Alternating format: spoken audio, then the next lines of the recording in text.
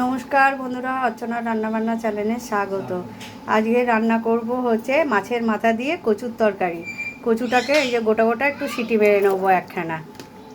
দিয়ে দিচ্ছি 1 চামচ নুন। এই দেখুন কচুটা খুব ভালো করে সেদ্ধ হয়ে গেছে, এবার ছাড়িয়ে নেবো। এই দেখুন কচুটা ছাড়িয়ে নিয়েছি, নিয়ে কেটে নিয়েছি। এদিকে তেল গরম করতে দিয়েছি, এবারে তেলটা গরম হয়ে গেছে, ভেজে নেবো কচুটাকে ভালো করে।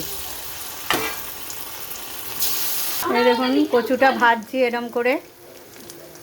এখানে বন্ধুরা ভাজা হয়ে গেছে, এবারে তুলে নিচ্ছি। এবারে কচুর তরকারির জন্য আলুগুলো ভেজে নিচ্ছি। আলুগুলো ভাজার জন্য একটু নুন দিয়ে দিচ্ছি। আলুটা ভাজা হয়ে গেছে, আলুটা তুলে নিচ্ছি।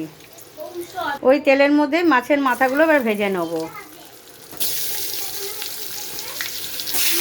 মাছের মাথাগুলো ভাজা হয়ে গেছে, এই যে তুলে নিচ্ছি। মাছ ভেজে তুলে নিয়েছি, ওতেই দিয়ে দিচ্ছি একটু ফোড়ন।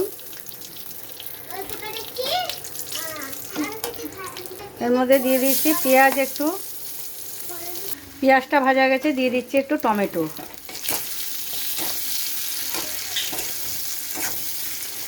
এবার দিয়ে দিচ্ছি কাঁচা লঙ্কা, রসুন, পেঁয়াজের পেস্টটা। এবার মশলাটাকে ভালো করে ভেজে নেব। দিলাম আন্দাজ মতন হলুদ। মশলাটা ভাজা হয়ে গেছে, এবার দিয়ে দিচ্ছি আলুগুলো। ভালো করে ভেজে নিয়েছি, কষিয়ে নিলাম। এবারে দিয়ে দিচ্ছি জল।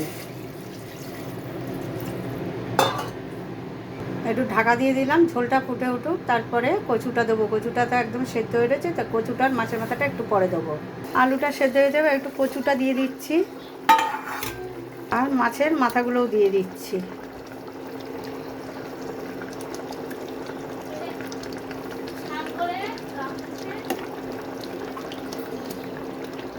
অল্প একটু নুন কম হয়েছে, আমি একটু নুন দিলাম।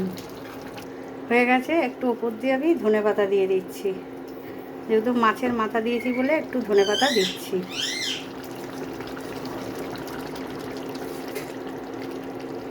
রেডি আমার গাটি কাচি দিয়ে আলু মাছের মাথা দিয়ে তরকারি। আপনারাও এভাবে করে খেয়ে দেখবেন, ভালো লাগবে।